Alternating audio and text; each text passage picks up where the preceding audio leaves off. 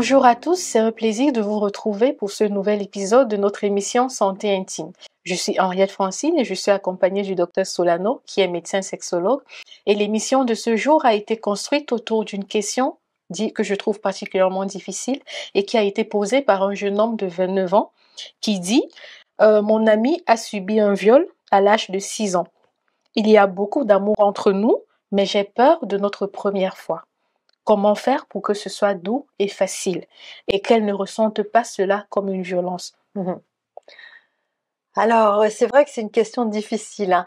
D'abord, le viol d'une petite fille de 6 ans, il faut quand même le dire, c'est quelque chose d'abominable, c'est un crime terrible et en France, c'est quand même passible de 20 ans de prison. Donc c'est quelque chose de très grave. Et c'est un crime dans beaucoup de pays du monde, j'imagine. Oh, bah, quasiment partout, il faut bien l'espérer parce que sinon, ce Il y a un serait problème, terrible, hein. quoi. Oui, et je dois dire que j'ai été très touchée par cette question parce qu'on parle souvent des hommes en disant que certains sont machos, il y a des agresseurs, et c'est vrai puisque cette petite fille, elle a été agressée, mais il y a aussi beaucoup d'hommes comme lui qui sont très attentionnés, pleins d'amour et de respect pour l'autre, et ça fait vraiment chaud au cœur, je trouve, hein. Et puis ce que je peux déjà dire, c'est que quand il y a beaucoup d'amour, et s'il veut de la douceur pour elle, tout ça, ben, c'est déjà un très bon point pour leur première fois. Parce que quand on a subi une agression sexuelle ou un viol, la confiance en l'autre, c'est vraiment indispensable dans l'amour et pour la sexualité en particulier. Ah oui, la confiance, pardon, c'est un élément capital, bien évidemment. Mais est-ce que vous aurez des conseils pour ce jeune homme pour leur première fois? Oui, j'ai l'impression qu'il est déjà super, ce jeune homme. Ce qui compte, je pense, c'est d'avancer progressivement vers la première fois. Pas de se dire, bon, bah, à telle date, tel jour, on le fait, on va jusqu'au bout, on a un rapport sexuel complet de pénétration. Mais plutôt de se dire, on va aller petit à petit vers notre première fois. Donc, je pense que le mieux, ce sera de faire des caresses progressivement sur le visage, le cou, au niveau du torse, des seins. Déjà, les seins, c'est une zone un peu sexuelle. Quand on a subi un viol, ça peut déjà être délicat. Ensuite, aller petit à petit vers la zone sexuelle. Et quand je dis ça, je pense à une évolution sur des semaines ou des mois, hein, pas en quelques heures, hein. Et donc, dans cette évolution, ce qui est le plus important, c'est d'arrêter un geste dès que son ami ressent une peur. Donc, toujours arrêter tout de suite. Donc, il faut lui dire, si tu as peur ou si tu te sens mal, tu me dis stop. Et j'arrête. Est-ce que vous pouvez nous expliquer pourquoi? Mais parce que la peur ou la douleur, ça signifie que le corps est en alerte tout d'un coup, que le cerveau se dit méfie-toi, ça risque de mal se passer. Parce qu'il se souvient du viol, le cerveau, hein. Et donc, si vous arrêtez à ce moment-là, le cerveau émotionnel, il se rassure, il se dit ah, je t'ai dit de te méfier, mais là, je sens qu'on me respecte. Et la fois suivante, quand vous allez recommencer à faire des câlins et des caresses, eh bien, vous pourrez aller un peu plus loin. Il mettra une alerte encore, mais plus loin. Et petit à petit, vous irez de plus en plus loin. Et le cerveau, à un moment, il va se dire, mais cet homme-là, je peux lui faire confiance, il ne veut pas me faire de mal, comme on m'en a fait. Et donc, petit à petit, le corps va s'apprivoiser. Alors, cela veut dire que l'ami de ce jeune homme de 29 ans doit lui dire stop, j'ai peur ou simplement stop? Ben, il suffit qu'elle lui dise stop, hein, mais c'est important qu'elle sache et qu'elle ose dire stop. Il faut que lui dise tu peux me dire stop quand tu veux, parce que quand elle va dire stop ou j'ai trop peur, ça veut dire que ça va la rassurer. Parce que moi, je vois souvent des femmes en consultation qui ont envie que ça se passe bien, qui ont envie que leur rapport sexuel soit complet, donc elles ne disent rien, puis elles se disent il faut que je me force, je vais bien finir par y arriver, quand même il est gentil, ça va bien se faire. Et donc c'est même pas leur partenaire qui les force, c'est elles qui se forcent. Et le corps, lui, quand il est forcé, que ça soit par soi-même ou par quelqu'un, ben, il a de plus en plus peur. Et j'insiste parce que c'est bizarre de dire ça, de dire on peut s'agresser soi-même. On sent que le corps dit non et on continue quand même. Et le cas le plus marquant que j'ai vu, c'est une de mes patientes qui n'arrivait pas à avoir de rapport sexuel à cause d'un blocage et elle avait dit à son mari un jour, viole-moi.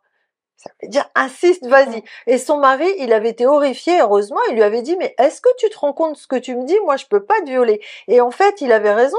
Bon, ben, évidemment, c'est pas une bonne idée de violer une femme, mais même quand elle vous le demande de forcer, non, parce que le blocage, ça va augmenter, forcer, ça va augmenter le blocage et la sexualité va devenir de plus en plus impossible. Et donc, il faut toujours respecter la peur et apprivoiser le corps, même si ça prend un peu de temps, c'est vrai. Vous avez parlé d'aller petit à petit vers la zone sexuelle, mais une fois que les deux amoureux ont atteint cette étape, c'est quoi la suite? Comment faire? c'est vrai que donc des caresses sur le corps, quand il y a un blocage sexuel, on fait des caresses sur le corps petit à petit vers la zone sexuelle. Et puis, quand on arrive à la zone sexuelle, on va pouvoir faire des caresses sur les petites lèvres et entre les petites lèvres.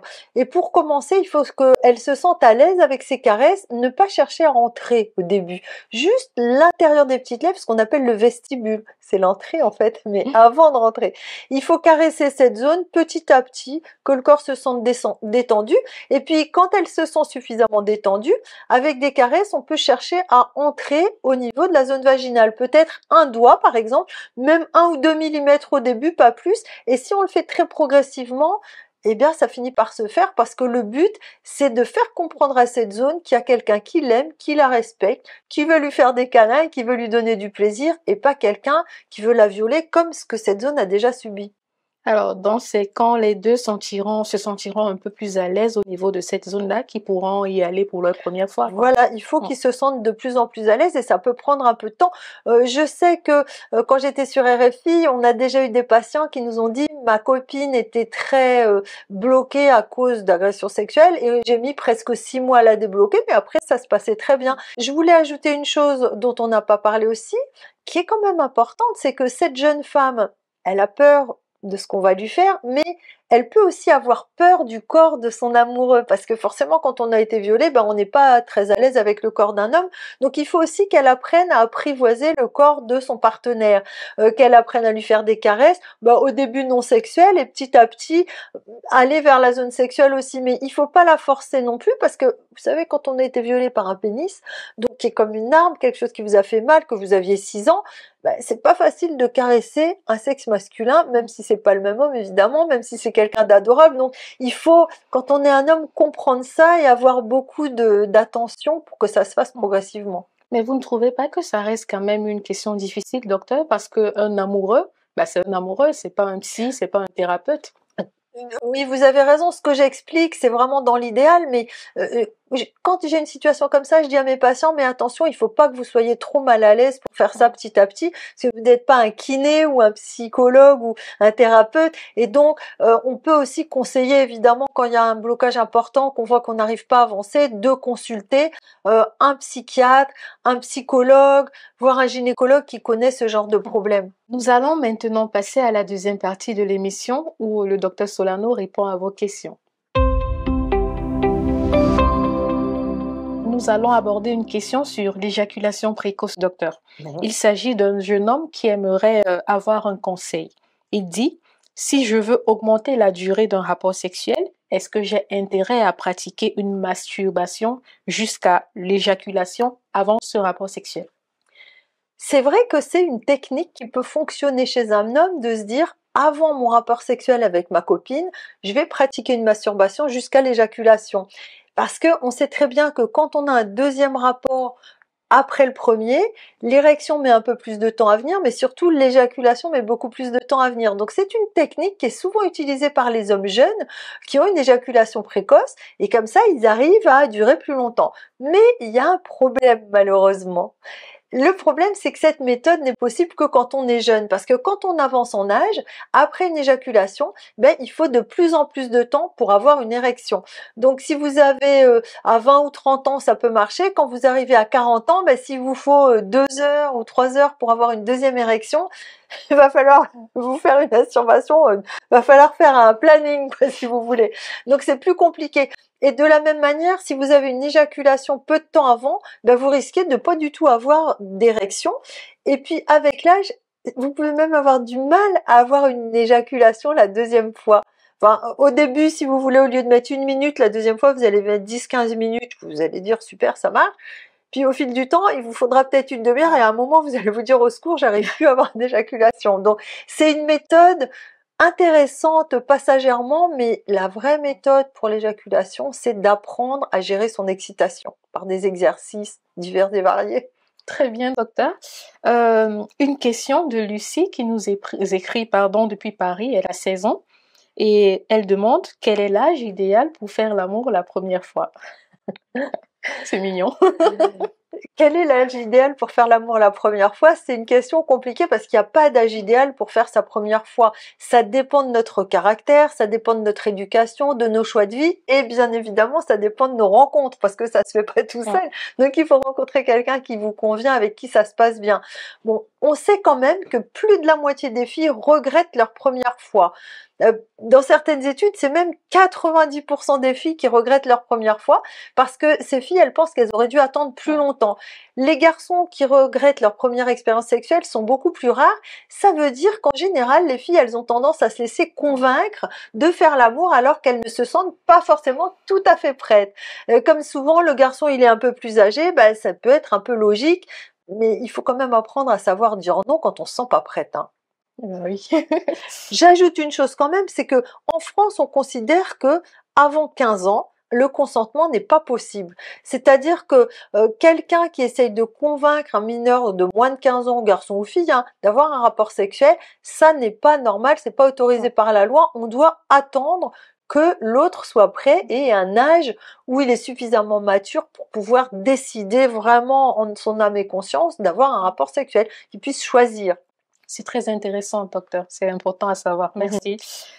Et une question qui nous vient de la RDC, la République démocratique du Congo, et qui a été posée par Ferdinand. Le Viagra peut-il être utilisé à tout âge ou est-ce réservé aux plus de 50 ans? Le Viagra, on peut l'utiliser dès 18 ans. Bon, dans les recommandations, c'est ne pas utiliser chez les enfants. Bon, c'est logique, hein, parce que pour l'érection, c'est pas tellement utile. Donc, je vais vous dire une chose aussi, on parle plus tellement du Viagra, parce que maintenant, il y a des génériques qui s'appellent le sildenafil, donc c'est la molécule active du Viagra. Et souvent, c'est beaucoup moins cher que le Viagra, donc il vaut mieux acheter un générique, toujours en pharmacie, bien sûr.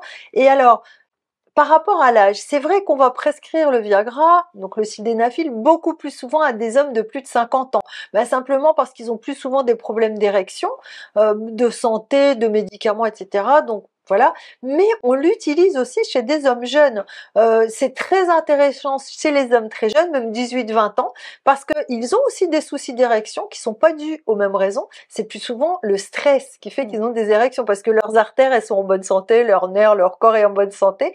Et en général, on prescrit du Viagra à prendre avant les rapports sexuels et on va leur dire bah, vous allez le prendre seulement 5 ou 6 fois, 8 fois, 10 fois et puis vous allez diminuer la dose et puis vous allez arrêter parce que le but de médicaments quand on est très jeune, c'est pas tellement de donner une érection, c'est de donner confiance. Bien sûr, ça va donner une érection meilleure, mais ça va leur redonner confiance et après, ils peuvent arrêter. Alors, bien sûr, on peut aussi prescrire du Viagra à un homme assez jeune, je dirais 18 ans et plus, qui n'a pas tellement de soucis d'érection, qui en a jamais eu, mettons qu'il ait, 28 ans, il dit j'ai jamais eu de problème, mais il a eu une interruption des rapports sexuels pendant plusieurs mois ou plusieurs années, et quand on redémarre une vie sexuelle à deux, eh bien au début l'érection souvent elle est pas très bonne. Et il y a beaucoup d'hommes qui se disent au secours, avant ça marchait, qu'est-ce qui m'arrive? En fait, le médicament, il sert simplement de starter. Et je dis souvent à mes patients, bah, si vous mettez une voiture au garage pendant 1 an, elle redémarre pas au quart de tour. Voilà. Vous, c'est pareil, un homme, et ben, il faut un petit starter. Et puis après, ils en prennent très peu de temps. D'ailleurs, c'est pour ça qu'on a, comment dire, les laboratoires, quand ils ont fait de la promotion au début, ils parlaient toujours des hommes âgés, parce qu'ils savent qu'un homme âgé qui a un problème de santé, il va en prendre pendant 10, 20 ans. Un jeune, il en prend 5 ou 6 fois. C'est pas très intéressant commercialement pour eux. Mais c'est intéressant pour les jeunes hommes quand ils en ont besoin. Très bien. Une question de Léa des Comores qui dit « Mon mari a peut-être un problème. Il a 30 ans et il n'a plus d'érection tous les matins. Est-ce grave ?» Pas du tout. Un homme jeune peut avoir une érection tous les matins, un adolescent, etc. Mais quand on avance en âge, mais même quand on est jeune, même à 18, 19, 20 ans, il y a des hommes qui ont des érections le matin régulièrement, mais pas tous les matins. En fait, ça dépend du moment où on se réveille, parce que les hommes ont des érections la nuit pendant qu'ils dorment, et s'ils se réveillent au moment où il y a une érection, ils se disent j'ai une érection matinale. Mais s'ils se réveillent à un autre moment, ils n'ont pas d'érection le matin. Donc, c'est pas normal quand on est jeune de jamais avoir d'érection le matin ou la nuit, mais quand on en a de temps en temps, il faut surtout pas s'inquiéter, c'est tout à fait normal. Très bien, docteur. Nous arrivons au terme de cette émission Santé intime. Nous espérons que vous aurez appris des choses qui vous seront utiles. C'est avec plaisir que nous vous retrouverons pour notre prochaine émission. Merci à vous, Dr Solano, et à la semaine prochaine. Merci Henriette et avec plaisir à la semaine prochaine. Au revoir.